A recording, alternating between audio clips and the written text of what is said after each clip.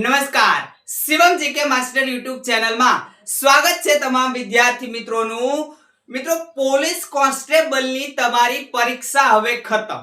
Paper કેવું હતું તમે તમારી રીતે જોઈ લીધું છે, પણ હું મારી રીતે તમને આખું એનાલિસિસ કરીને આપું છું કે કેવું તમારું પેપર હતું, કેટલા તમારે માર્ક્સ આવવાની સંભાવના હોય તો બિંદાસ રહેજો, બરાબર છે। હવે મિત્રો, પેપરનું સોલ્યુશન છે એના માટે ખૂબ સમય લાગે, કારણ કે મારે બધા પ્રશ્નો લખવા પડે, સમજાવવા પડે, લખવા પડે, સમજાવવા પડે।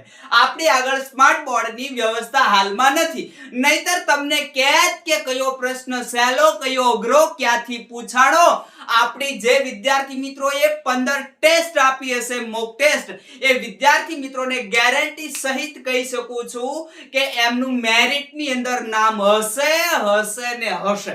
એટલા માર્ક્સ એને હશે કે જેણે 15 ટેસ્ટ વ્યવસ્થિત 3 કલાકનો સમય લઈ અને તમે પરીક્ષા આપો છો એ રીતે ટેસ્ટ આપી હોય એ વિદ્યાર્થીની વાત કરું છું। તો મારી રીતે આખું તમને એનાલિસિસ કરીને મિત્રો આપું તો આ પરીક્ષાની અંદર કાંઈક તમારું પેપર આ રીતનું હતું, જોઈ લો। પોલીસ કોન્સ્ટેબલ પેપર એનાલિસિસ તારીખ 14/06/2026 અને કેટલા પ્રશ્નો સહેલા હતા તમને અગાઉ મિત્રો કીધેલું। આપણો જેને લેક્ચર જોયો હશે ને છેલ્લા 2-3 એને ખબર હશે, બરાબર। તો તમને એની અંદર કઈ રીતે પેપર લખવું ને એ આખું શીખવેલું હતું અને ત્યારે તમને કીધું હતું કે 40 થી 50% પ્રશ્નો એવા હશે કે જે સહેલા હશે, પહેલી નજરે તમે જુઓ અને એના જવાબ આવે એવા પ્રશ્નો હશે જે તમને આવડતા હશે। આવા પ્રશ્નો આમાં હતા।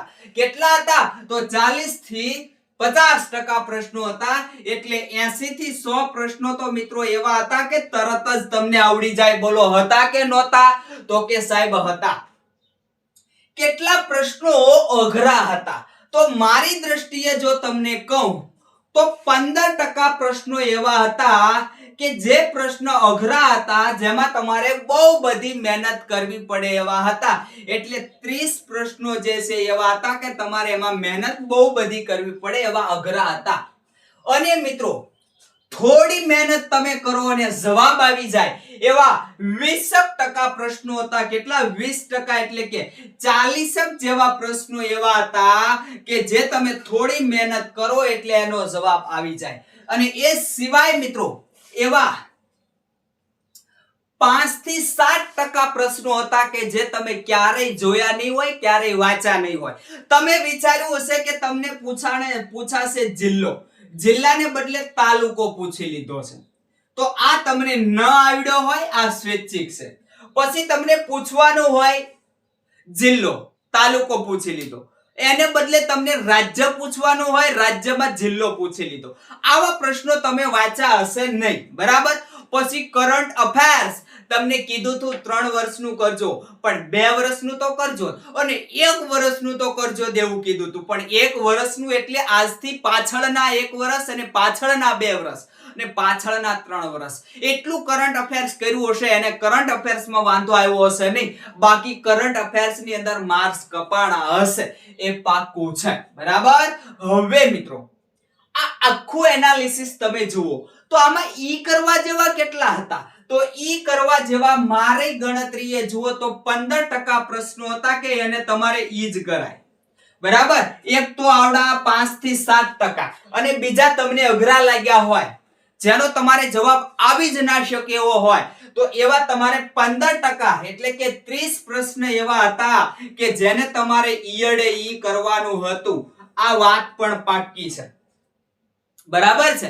જે વિદ્યાર્થીએ 30 પ્રશ્નોને ઈ કર્યા હશે ત્યાં સુધી એને તકલીફ આવશે નહીં, એને કોઈ વાંધો આવશે નહીં।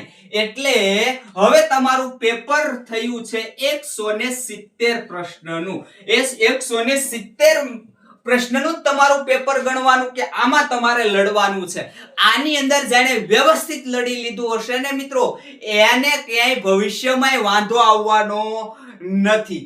તો હવે સાહેબ કેટલા પ્રશ્નો સાચા પડે તો ચિંતા નથી, એને કટ ઓફ ફાઇનલ જ્યારે આવે એમાંય આવવાની સંભાવના છે તો 140 થી 150 પ્રશ્નો જો તમારે સાચા પડતા હોય, બરાબર, તો ચિંતાનો વિષય નથી. અને કેટલા માર્ક્સ આવે એટલે કે 130 માર્ક્સ પણ જનરલ, ઈડબ્લ્યુએસ, ઓબીસી એને 130 માર્ક્સ થતા હોય તો ડરવાની જરૂર નથી, સારા માર્ક્સ ગણાય. અને એસટી એસસી એક્સ સર્વિસમેન એમને 120 માર્ક્સ થતા હોય તો સારા ગણાય. બહેનો માટે કહીએ તો જનરલ, ઈડબ્લ્યુએસ, ઓબીસી બહેનો માટે એમના માટે 115 જેટલા માર્ક્સ થતા હોય તો કાઈ તકલીફ જેવું નથી. અને એસસી એસટી બહેનો છે એને 100 થી 105 આસપાસ ગણતરી રાખવાની. આ એક આપણો અંદાજ છે કે એટલી ગણતરી તમારે અંદાજિત રાખી શકો છો.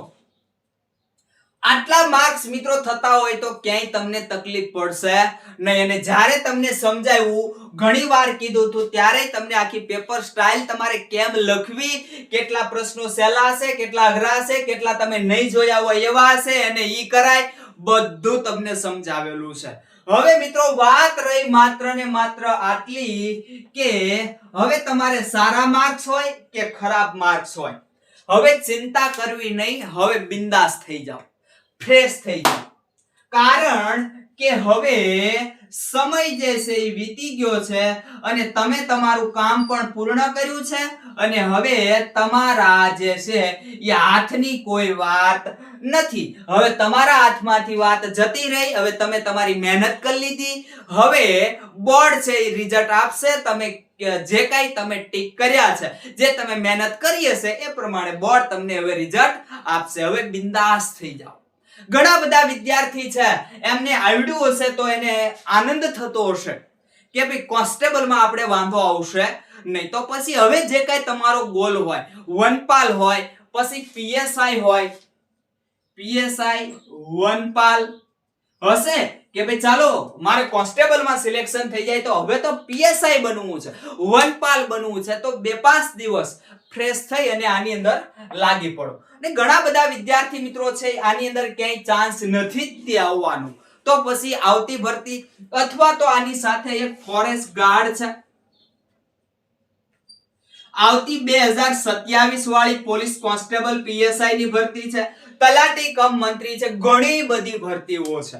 એના માટે આ વિદ્યાર્થીઓ અત્યારથી લાગી પડે. બસ હવે વધારે કઈ નથી કે વધારે ચિંતાનો વિષય પણ નથી. ફાઇનલ કટ ઓફ માર્ક્સ હજી તમારે પહેલા તો અંદાજિત કટ ઓફ માર્ક્સ જોશે, પછી ફાઇનલ આપશું આપણે. અંદાજિત કટ ઓફ માર્ક્સ તમારું ક્યાં અટકી શકે છે એ આપણે આવતા લેક્ચર ની અંદર વાત કરીશું.